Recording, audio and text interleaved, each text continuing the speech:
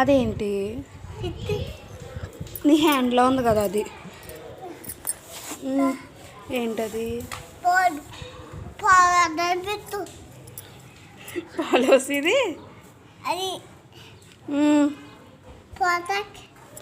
ఇదేంటి చెప్పు, సరిగ్గా చెప్పమ్మ. ఇదేంటి?